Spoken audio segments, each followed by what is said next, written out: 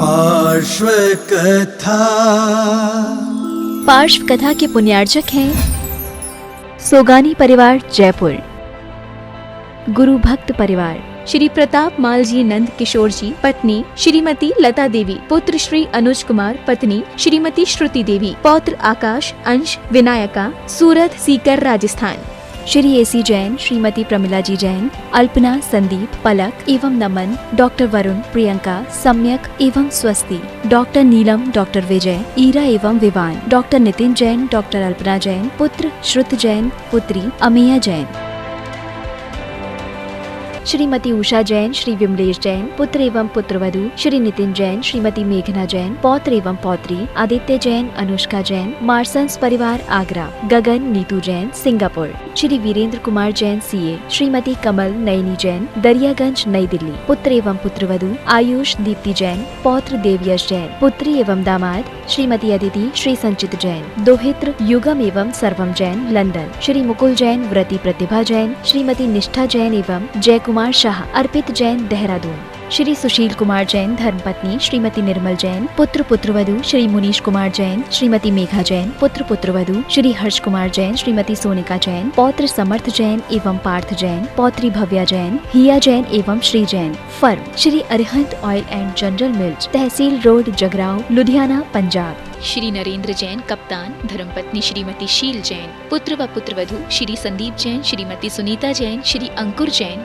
श्रीमती शिवानी जैन, पौत्र व पौत्री श्रेयांश जैन, समृद्धि जैन, संभव जैन, पुत्री एवं दामाद श्रीमती रचना जैन, श्री संजय जैन, दोहित्र श्री सक्षम जैन, पत्नी श्रीमती शिल्पी जैन, दोहित्र Utkrisht Jain, Shalimar Bagh, Delhi 88, firm messrs high tone trading and manufacturing company, manufacturers and exporters of public address, amplifiers, speakers, microphone आदि, B3, B7, Mangolpuri industrial area, Delhi 83।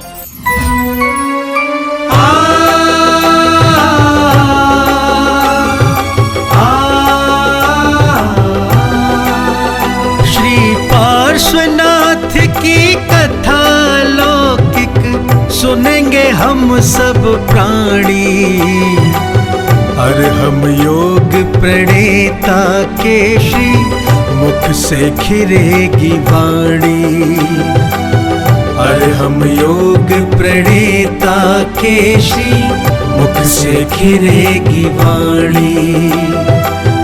बाल ब्रह्मचारी बन जिसने वेश दिगंबर धारा, बाल ब्रह्मचारी बन जिसने वेश दिगंबर धारा, जिनके तप संयम के आगे दुष्ट कमठ भी हारा, ऐसी अद्भुत दिव्य कथा सुन अचरज में सब ज्ञानी, जिन वाणी चैनल पर फिर से सुनेंगे पार्श्व कहानी, अर्हम योग प्रणेता के श्री मुख से खिरेगी वाणी। श्री पार्श्वनाथ की कथा लौकिक सुनेंगे हम सब प्राणी, अर्हम योग प्रणेता के श्री मुख से खिरेगी वाणी, श्री मुख से खिरेगी वाणी। आओ श्रवण करें पार्श्व कथा। आखिर और क्या चाहिए? अगर हमारी शक्तियां बढ़ती रहेंगी तो हमारी भक्तियां भी बढ़ती रहेंगी। भक्ति से हमें क्या प्राप्त करना होता है? शक्ति, और फिर शक्ति से हमें क्या करना होता है? भक्ति। जहां से जो चीज हमें मिल रही है उसका उपयोग उसी चीज में करना। अगर हमें भक्ति करने से शक्ति मिल रही है तो हमें अपनी शक्ति फिर और भक्ति को बढ़ाने में लगाना। अगर हमें इस ज्ञान से भी कोई भीतर से शक्ति प्राप्त हो रही है तो इसी शक्ति को फिर उसी ज्ञान की प्राप्ति में लगाना और इस तरह से उस शक्ति का उपयोग करते जाना, यही कहलाता है भेद विज्ञान। और इस तरह का भेद विज्ञान, भेद माने एक भीतर अंतर पैदा करना, अंतर का ज्ञान होना, और वह अंतर का ज्ञान प्रैक्टिकली अगर होता है तो इन 22 परिसरों के साथ होता है। चलते चलते अगर थोड़ा सा भी गर्म जमीन होती है तो उस समय पर हम देखते हैं कि लोग कितना उछलते हैं। अगर कभी हमारे साथ भी चलते हैं, थोड़ी दूर अगर उन्हें चलना होता है और 11 बजे 12 बजे का भी अगर कभी टाइम हो, दोपहर का टाइम हो, और कहीं से भी आकर के किसी स्थान तक पहुंचना हो, तो आप देखें जब तपी हुई सड़कें होती हैं तो उन पर हम जब चलते हैं तो कैसे उछलते हुए चलते हैं। ऐसा लगता है कि बस कहीं कोई थोड़ी सी ठंडी जगह मिल जाए, थोड़ी सी ठंडी छांव मिल जाए, कहीं पर थोड़ी सी कोई ऐसी छाया मिल जाए जहां से हम गुजरते हुए थोड़ा ठंडे पैरों के साथ चलें। गर्मी सहन नहीं होती है। तृण का स्पर्श ये तो उन लोगों के लिए है जो जंगलों में रहा करते थे जब डंबर रोड नहीं हुआ करती थी। उन मुनि महाराजों के लिए जब वो गांव में मेड़ों पर तरह तरह की पगडंडियों पर चला करते थे तो उनके लिए तृण स्पर्श नाम का ये परिचय है। मैं समझता हूं आज ये तृण स्पर्श ही सड़क स्पर्श में बदल गया है। अपडेट तो करना पड़ेगा ना परिचय को भी। ये तृण और कांटे आज हमें रास्तों पर चलते हुए कम मिलते हैं, लेकिन अगर हमें कोई परिचय मिलता है तो किस बात का? हाँ, डंबर रोड है, सीमेंटेड रोड है, और जब वो गर्म होती हैं तो उनकी गर्मी कुछ अलग ही होती है। मिट्टी की जो गर्मी होगी वो मिट्टी की गर्मी कभी आपको थोड़ी सी राहत भी दे सकेगी, नुकसान नहीं पहुंचाएगी, लेकिन ये डंबर रोड की गर्मियां बहुत नुकसान पहुंचाती है। एक तो ये काले रंग की डंबर रोड, आप जिन पैरों से चल रहे हैं और उन पैरों पर ही जो है आपके आंख का, आपके मुख का सारा पैनल होता है, और उन पर जब उस गर्मी का प्रभाव पड़ता है तो आप ये समझें कि जिसमें वो डामर पिघल रहा हो, ऐसी कोई भी किसी भी तरीके का कोई भी हॉट चैम्बर हो, हीट चैम्बर हो, और उसमें जैसे वो डामर पिघल रहा हो, उस डामर की जैसे लौ निकल रही हो, वैसी लौ जब इन सड़कों पर निकलती है तो मुझे लगता है कि यही तृण स्पर्श आज इस सड़क स्पर्श नाम के परिचय में बदल जाता है। और एक बात और सोचने में आती है, मिट्टी अगर गर्म हो तो नुकसान नहीं पहुंचाएगी, लेकिन अगर ये डंबर रोड गर्म होगी तो ये नुकसान पहुंचाती है। समझ में आ रहा है? शरीर को, चेहरे को, आंखों को ये नुकसान पहुंचा सकती है। लेकिन ये सब होते हुए भी मुनि महाराज चलते हैं और इस तरीके के परिश्रमों को सहन करते हुए वह हमेशा भेद विज्ञान करते रहते हैं। इसी का नाम है चलता फिरता भेद विज्ञान होते रहना। आप लोग तो एसी में बैठ करके समयसार जी जैसे महान ग्रंथ को खोल करके और फिर प्रवचन बस ऑडियो पर लगा करके, वीडियो पर लगा करके बस आप भेद विज्ञान करते हो। कैसे होगा आपको भेद विज्ञान? इतना सरल होता तो ये सब क्यों होता? इतना ही सरल भेद विज्ञान होता तो फिर इन तीर्थंकरों को पूर्व जन्म में भी ऐसा तप करने का और आगे भी इसी तरह का तप करने का भाव क्यों आता?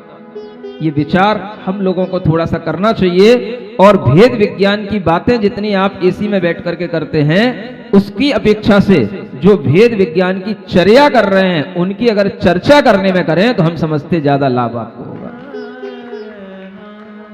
लेकिन आप जितनी समय सार की चर्चा करते हैं उतनी आप भेद विज्ञानियों की चर्चा नहीं करते हैं। सुन रहे हो? और ये भी संस्कार आपको यहां ऐसे ही स्थानों के विद्वानों के माध्यम से आपके ऊपर डला हुआ है।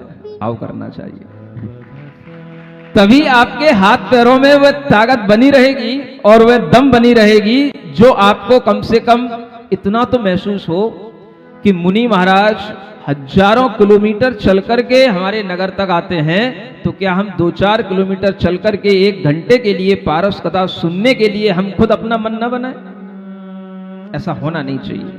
और अगर ये है तो मैं समझूंगा ये सब पुराने विद्वानों के संस्कार हैं आपके ऊपर। इन संस्कारों को बदलना है।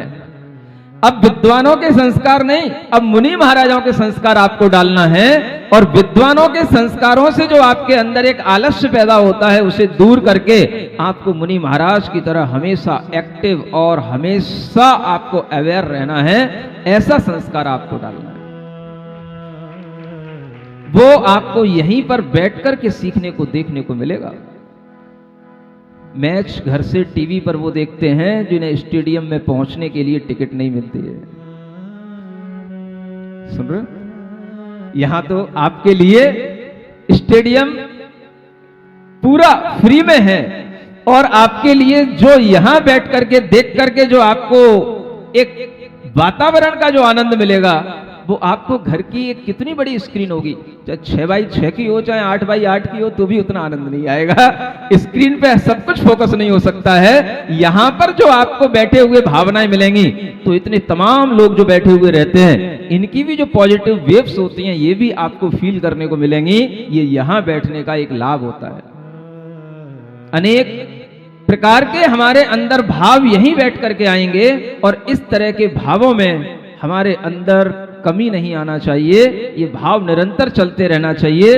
ये परिसय जब तक चल रहे हैं और इन परिसयों का जब तक हम ज्ञान ले रहे हैं, हम ये सोचते रहें कि मुनि महाराज तो पैदल चल चल करके कितना रास्ता नाप लेते हैं, हमें तो गाड़ियों से चलना है, अपने वाहनों से आना है, और फिर भी हम आलस्य करें तो हम समझेंगे कि आप लोगों के अंदर अभी भी वही पुराने वाले संस्कार चल रहे हैं। सुन रहे हो? जितने लोग बैठे हैं वो तो बढ़िया बैठे हैं, एक्टिव वाले बैठे हैं, लेकिन बहुत से लोग जो टीवियों पर बैठ बैठ करके सुन करके आनंद ले रहे हैं, उनके लिए थोड़ा सा कहना था, वो भी अब बाहर निकल करके आने की कोशिश करें। तृण स्पर्श परिचय के बाद में परिचय होता है जिसे कहते हैं मल परिचय। जाव जीव जल नौन तजो, जिन नगन रूप वन थान खरे हैं, चले पसेव धूप की विरिया, उड़त धूल सब अंग भरे हैं, मलिन देह को देख महामुनि, मलिन भाव उर नाही करे हैं, यो मल जनित परिसह जीते, तिने हाथ हम शीस धरे हैं। यह एक और परिचय है जिसका नाम है मल परिचय। क्या बोलते हैं? मल माने मैलापन। आप शरीर को रोजाना नहलाते हैं, रोजाना पोंछते हैं, रोजाना साबुन अनेक तरह के डिटर्जेंट का उपयोग करते हैं, लेकिन मुनि महाराज कभी भी स्नान नहीं करते। जब से दीक्षा लेते हैं तभी से उनका स्नान का त्याग हो जाता है, अस्नान व्रत उनका होता है। सुन रहे? दीक्षा लेने के बाद जितना भी उनका जीवन है वो पूरे जीवन बिना स्नान के रहते हैं, और जब स्नान नहीं करते हैं तो अनेक तरह से उनके शरीर पर मैल भी लगते हैं, पसीना भी आता है, जम भी जाता है, और अनेक तरीके के उनके शरीर पर वह मैल जब चिपक भी जाता है, मलिनता भी महसूस होती है, तो भी मुनि महाराज उसको देख करके अपने मन को मैला नहीं करते, क्योंकि उन्हें पता है तन ही मैला है और तन का मैला होने का स्वभाव है। हमें तन के निमित्त से अपने मन को मैला नहीं करना है। समझो कितनी बड़ी बात है। हम इन परिसरों से क्या सीखें? हम इन परिसरों से सीख सकते हैं कि मुनि महाराज अपने शरीर को कभी नहीं धोते और कभी भी जीवों की रक्षा करने के लिए वह डिटर्जेंट और सोडा और साबुन का पानी कभी भी उनके द्वारा नालियों में नहीं बहता। जब नालियों में ये पानी नहीं जाता तो वो उनके माध्यम से कभी भी जीव हिंसा नहीं होती। आप लोगों को नहाना जरूरी होता है, क्योंकि कहा गया है जो गृहस्थ हैं, जो अर्थ और काम पुरुषार्थ करते हैं, उन्हें नहाना आवश्यक है। उनकी शुद्धि नहाने से ही होगी। और ऐसे गृहस्थों को नहाने के लिए अगर किसी भी तरह के साधन मिलते हैं तो वो गृहस्थ सिर्फ इतना सोचें कि उन साधनों में हमारे सामने हिंसक साधन नहीं होना चाहिए। पहले के लोग भी नहाते थे, पानी से नहाते थे। पहले के लोग भी कुछ नहाने से पहले कुछ पाउडर का, कुछ पेस्ट का यूज करते थे, लेकिन वो सब किस तरीके के होते थे? प्राकृतिक होते थे। मुल्तानी मिट्टी है, आज भी एलोवेरा जैसी चीजें चल रही हैं, लेकिन आप जितने भी तरह के इन साबुनों का प्रयोग करते हैं, उन साबुनों में अगर आप देखेंगे तो आपको अनेक जानवरों की, आपको उसमें कोई ना कोई हड्डियों के चूरे से बनने वाले अनेक तरीके के पेस्टों का उसमें इस्तेमाल किया जाता है। चाहे वो लक्स हो, चाहे सिंथोल हो, चाहे डायना डब, पता नहीं क्या क्या आने लग गए। अपने जमाने के तो मुझे एक दो याद है। पियर्स, ये भी उसी जमाने का है। लाइफ बॉय तो बहुत पुराना हो गया, उसको तो कोई यूज ही नहीं करता था, वो तो हैंड वॉश के लिए यूज होता था। अगर आप इस तरीके की चीजों का यूज करते हैं तो आप एक क्षण के लिए ये जरूर विचार करें कि कहीं इसमें किसी जानवर की चर्बी तो नहीं है, जानवर की हड्डियों का कोई चूरा तो नहीं है। ये विचार करके ही आप उसको अपने शरीर पर लगाएं। और अगर आप अपने आप को अहिंसक रूप में अपनी जीवन शैली को बनाना चाहते हैं तो इस तरह के विचारों से अपनी जीवन शैली को अहिंसक बना सकते हैं कि हम कभी भी अपने जीवन में अपने शरीर पर इस तरीके के साबुन और डिटर्जेंटों का उपयोग नहीं करेंगे।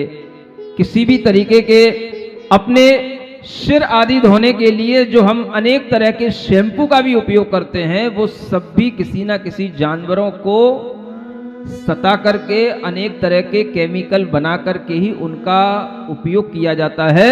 और हर एक शैम्पू को बनाने से पहले उसे खरगोश जैसे कोमल जानवरों की आंखों में डाल करके ये टेस्ट किया जाता है कि यह अगर किसी आदमी की आंख में गिरेगा तो कहीं कोई आदमी की आंख तो नहीं चली जाएगी। और इस चक्कर में कई खरगोशों की और कई बंदरों की आंखों को नुकसान पहुंचाया जाता है। सुन रहे? किस लिए?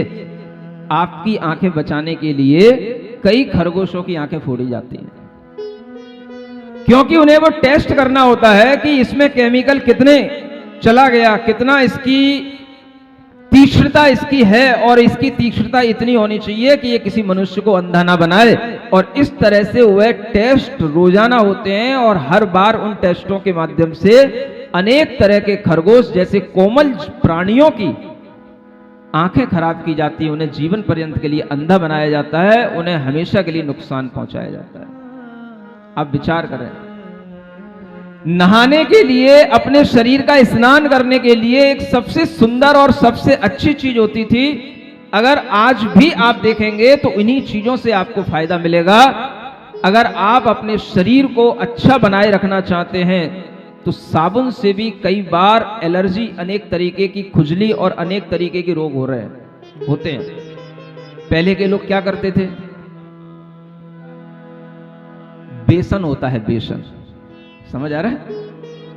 उस बेसन में सरसों का तेल मिलाया जाता है और फिर उसका पेस्ट बना करके आप उसको अपने मुंह पर लगाएं, शरीर पर लगाएं, उसकी उबटन से आप अपने आप को नहलाएं तो आपका रूप निखरेगा और वास्तव में जो आपकी स्किन है वो बिल्कुल आपकी ग्लोफुल होगी और किसी भी तरीके की एलर्जी और खाज खुजली कभी नहीं होगी। समझ में आ रहा है?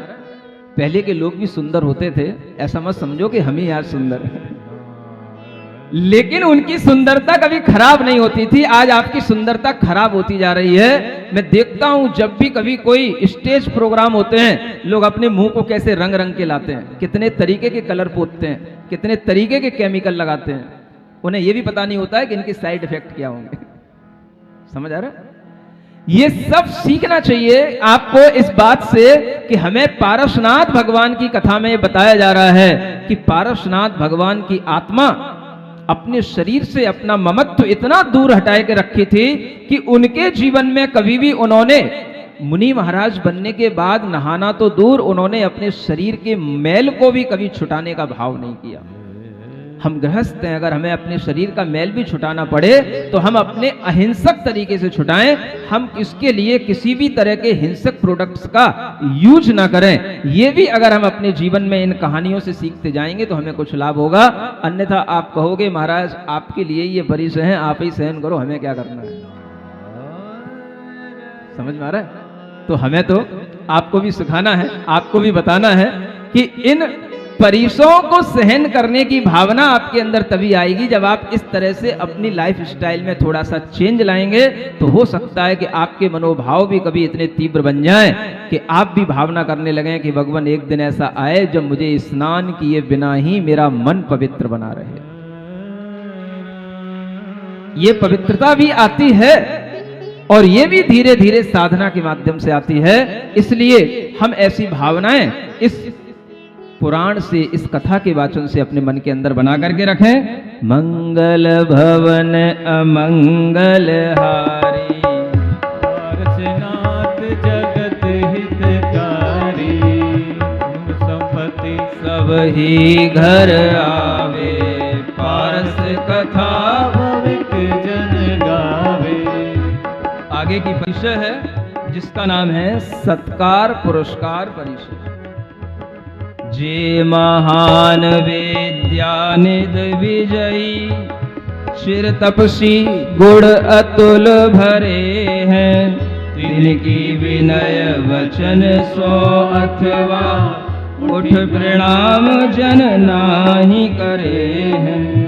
ते मुनि तहाँ खेद नहीं माने, और मलिनता भाव हरे हैं।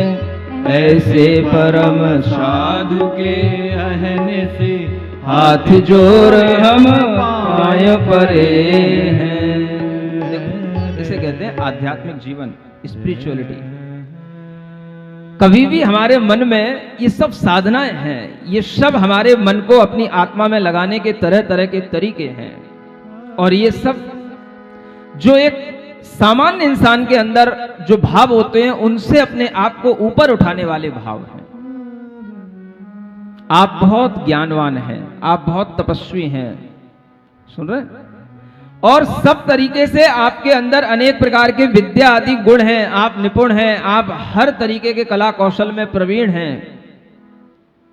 लेकिन अगर आप ये सोचते हैं कि हम हर तरीके से निपुण हैं, हर तरीके से हम अपने आप को समर्थ और हर तरीके से हम अपने आप को कुशल समझ रहे हैं, तो आपके अंदर एक भाव आएगा, लोग हमको किस तरीके से देख रहे हैं, लोग हमको किस तरीके से जान रहे हैं, और लोग हमारे सामने हमें किस तरीके से रेस्पेक्ट दे रहे हैं।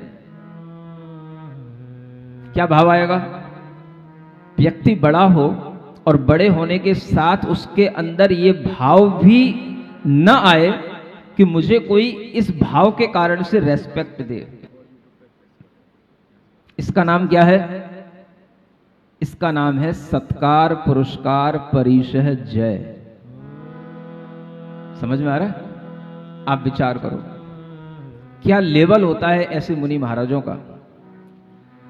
किसी भी प्रकार की क्वालिटी अपने अंदर हो, लेकिन फिर भी ये नहीं चाहते कि उस क्वालिटी के कारण से लोग उन्हें पूजें, लोग उनका सत्कार करें, लोग उनके लिए हमेशा हाथ जोड़ करके उनके सामने बैठे रहें और उन्हें तरह तरह के सम्मान दें, सत्कार करें, उन्हें पुरस्कृत करें। उन्हें इस चीज की कोई भी इच्छाएं नहीं होती हैं। सब कुछ होते हुए भी सत्कार और पुरस्कार, मान और सम्मान की भावना से अपने आप को ऊपर उठाना। क्यों? कहीं ना कहीं ये भी चीज, ये भी एक एक्सपेक्टेशन है और ये भी हमारे लिए खेद खिन्नता का कारण बन जाती है। जिस किसी भी तरह की आप अपने मन में किसी से किसी भी तरीके की एक्सपेक्टेशन रखोगे और वो अगर दूसरे से होने वाली एक्सपेक्टेशन है, आप उसके लिए दूसरे पर डिपेंड हो और वो दूसरा आपके अनुसार तो नहीं है, वो तो अपने अनुसार चल रहा है। अगर वो कभी आपकी उस एक्सपेक्टेशन को फुलफिल नहीं कर पाता है तो आपके अंदर उसके कारण से क्या होगा?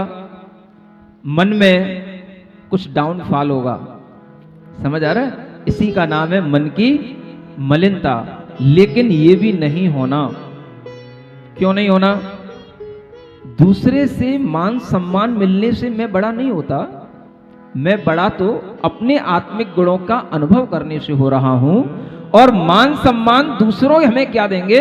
मान सम्मान तो खुद अपनी आत्मा में, खुद अपने अंदर, खुद से खुद के अंदर प्रकट किया जाता है और अनुभव किया जाता है। मान सम्मान मांगने से नहीं मिलता। मान सम्मान दूसरों की अपेक्षाओं से नहीं आता। मान सम्मान तो आदमी के अंदर उसकी अपनी क्वालिटी से हमेशा उसे महसूस होता है। इसलिए कहा जाता है, respect your self, you will be respected. क्या समझ में आया? नहीं आया? आप अपने आप का इतना रेस्पेक्ट करो कि आप हमेशा अपने आप को रेस्पेक्टेड महसूस करो। दूसरे आपको रेस्पेक्ट करें, इसकी भी एक्सपेक्टेशन आपके अंदर नहीं होनी चाहिए। ये सबसे बड़ा हमारे अपना कॉन्फिडेंस के साथ में रहने वाला रेस्पेक्ट है। कोई भी ऐसी चीज मुनि महाराज पसंद नहीं करते जो दूसरों पर डिपेंड हो। आत्मनिर्भर, ये भाव जो मोदी जी दे रहे हैं, अगर इसकी आध्यात्मिक व्याख्याएं मोदी को सुनाई जाए तो शायद मोदी और कुछ नया भाव भी दूसरे लोगों को सिखा सकते हैं, समझा सकते हैं। और अगर उन्हें यह सिखाया जाए, यह बताया जाए कि सेल्फ रेस्पेक्ट का भाव आदमी के अंदर पैदा करो, यह आत्मनिर्भर का सबसे बड़ा भाव है, तो हम केवल आत्मनिर्भर होने का भाव नहीं देंगे, उससे हम आत्मसम्मान का भी भाव देंगे। और यह भाव जब तक नहीं आएगा तब तक आदमी को अपने आप में अपने से जीने का कभी आनंद नहीं आता है। हर आदमी की एक अंदर टेंडेंसी होती है दूसरे के ऊपर डिपेंड होकर के जीने की। दूसरों से हमें सम्मान मिले, दूसरों से मान की भूख अपने अंदर रहती है, दूसरों से अब कुछ प्राप्त करने की इच्छा रहती है। और जब तक हम दूसरों से कुछ चाहते हैं तब तक हम सेल्फ डिपेंड नहीं है, आत्मनिर्भर नहीं है। आत्मनिर्भर होने के लिए हमें अपने अंदर सबसे पहले सेल्फ रेस्पेक्ट सीखना पड़ेगा। और सेल्फ रेस्पेक्ट का मतलब है हम अपने आप को सम्मानित करें, अपने आप में जो है उसका पहले अंदर एक गौरव, एक प्राउड महसूस करें। क्या नहीं है हमारे अंदर? कुछ भी नहीं है। तो सबसे बड़ी चीज हमारे अंदर है, अगर हम प्राणी हैं, मनुष्य हैं, तो हमारे अंदर चेतना है। चेतना क्या है? हाँ, हम चैतन्यमय हैं, हम ज्ञानमय हैं, हम आनंदमय हैं। ये सब हमारी चेतना की इंटीमेट क्वालिटी हैं। और इस तरीके की क्वालिटियां अगर हमारे अंदर पड़ी हैं और हमें अगर इस चीजों का होश आने लगेगा तो हमारे अंदर एक सेल्फ रेस्पेक्ट आता है। जब हम इसका होश ही नहीं रखते हैं तो हम बेहोशी का जीवन जीते हैं। और उसी बेहोशी के जीवन के कारण से हमें कभी भी इस तरीके का अपने अंदर एक आत्मसम्मान का भाव नहीं आता। सुबह सुबह जो लोग अरहम योग ध्यान की क्लास में आते हैं, जो भी यूथ आता है, वो केवल योगी नहीं सीखते हैं, वो उस मेडिटेशन के माध्यम से, उस ध्यान के माध्यम से उनके अंदर वही पूर्णता का भाव लाया जाता है, उनके अंदर वही ज्ञान सिखाया जाता है कि आपके पास में कुछ नहीं हो तो भी आप खुश रह सको। ये चीजें सीखनी पड़ेंगी अगर हमें इस दुनिया में अच्छे ढंग से जीना है। तो अगर आपके जीवन में किसी भी तरीके की परेशानियां हैं तो भी आप अपने आप को खुश रख सको, ये चीजें सीखने के लिए हमें अपनी चेतना के पास जाना पड़ेगा, अपने होश में आना पड़ेगा। और इसी तरह का होश दिलाने के लिए सुबह सुबह वह अरहम योग मेडिटेशन होता है, जिसमें उन्हें यह प्रैक्टिस कराई जाती है, मैं चैतन्य आत्मा हूं, मैं पूर्ण हूं, मैं आनंदमय हूं, मैं प्रसन्न हूं। और वह प्रसन्नता without any reason, without any cause, वह प्रसन्नता हमारे अंदर है, वो हमारा स्वभाव है। इस तरीके की भावनाएं और इस तरीके की चेतनाएं आपकी जब तक भीतर से जागृत नहीं होंगी, आप एक बेहोशी का जीवन जी रहे हैं। मैं शुरू से कहता आ रहा हूं, सुन रहे हैं? और जो लोग इस तरीके का जीवन जीते हैं, उनके जीवन में आनंद जब आने लग जाता है तो फिर उनकी भागा दौड़ी इस तरह से नहीं होती है कि हम बस केवल कथा सुनने के लिए आए, कथा जैसी पूरी हुई हम भागते गए। उन्हें जब आनंद आता है तो वह सुबह का भी आनंद लेते हैं और जब कथा होती है तो कथा का भी आनंद लेते हैं, क्योंकि उन्हें पता है कि वो कथा भी हमें वही आनंद देती है जिस आनंद की हमें सुबह प्रैक्टिस कराई गई। सुन रहे हो? ऐसी चेतना, इसकी एक चेन बननी चाहिए।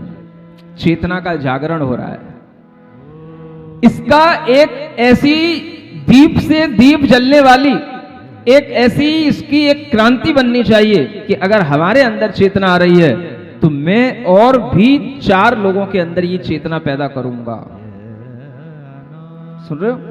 बस ऐसी अगर चैन बनने लग गई तो अपने आप हर आदमी के अंदर वह सुख, वह भावना अपने आप पहुंचने लगेगी जो उसे उसके अंदर के होश के साथ जीने को मजबूर करेगी। इसलिए आप अगर होश में जीना चाहते हैं तो ये चीजें ध्यान रखें, जो हम दूसरों के आश्रित होकर के जीते हैं वो कभी होशपूर्ण जीवन नहीं होता है। यह सत्कार पुरस्कार नाम का परिचय मुनि महाराजों के लिए परिचय बन जाता है। आप अगर मुनि महाराजों के लिए ज्यादा सत्कार पुरस्कार भी देते हैं तो भी मुनि महाराजों को भीतर से वह क्या दिखता है? प्रसन्नता का कारण नहीं बनता है।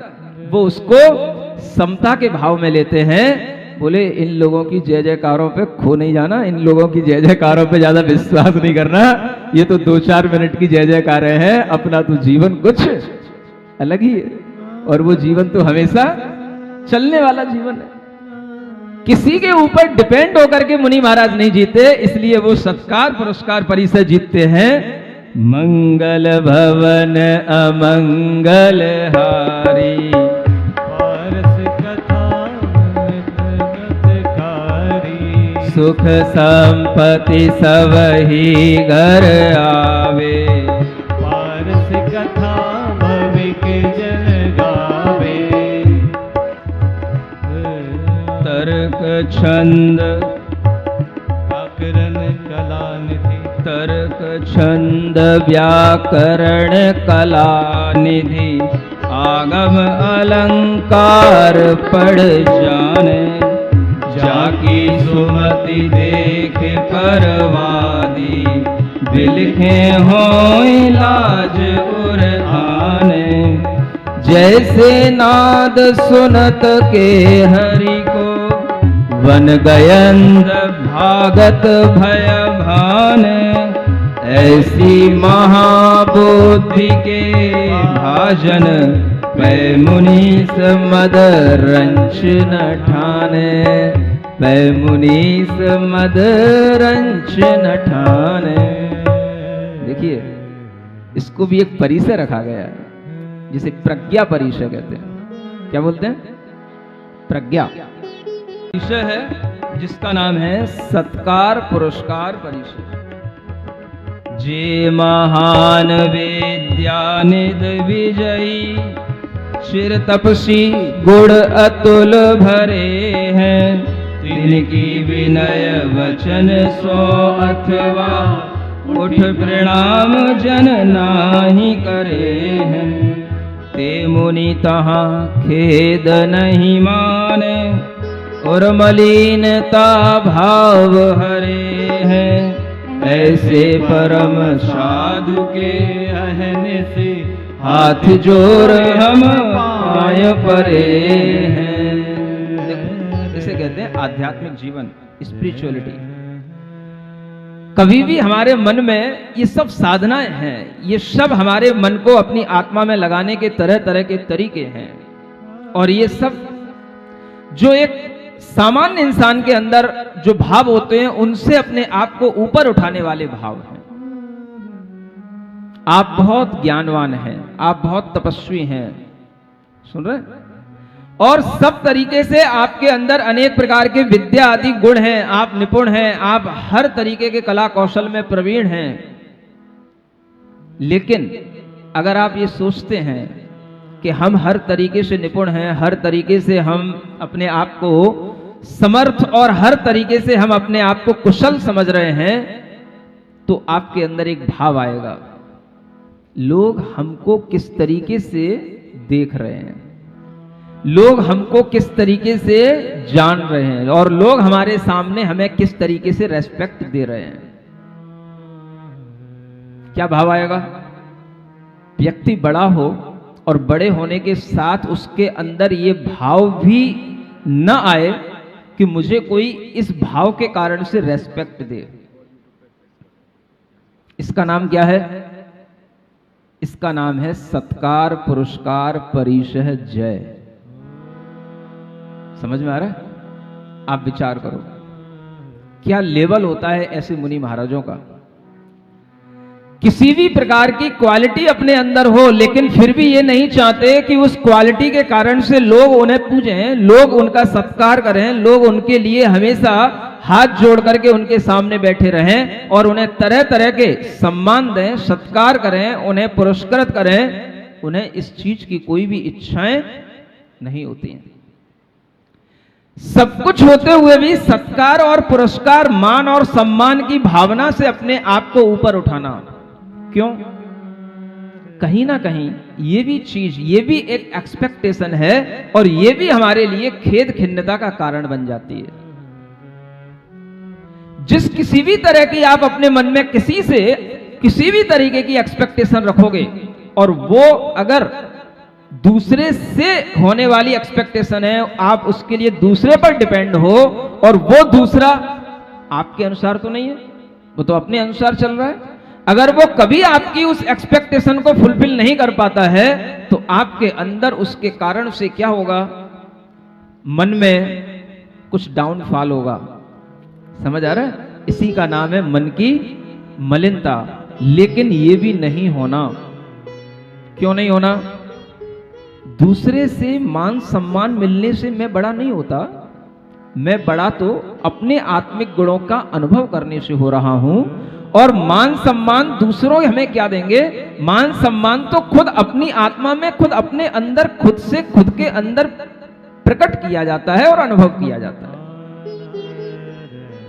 मान सम्मान मांगने से नहीं मिलता, मान सम्मान दूसरों की अपेक्षाओं से नहीं आता। मान सम्मान तो आदमी के अंदर उसकी अपनी क्वालिटी से हमेशा उसे महसूस होता है।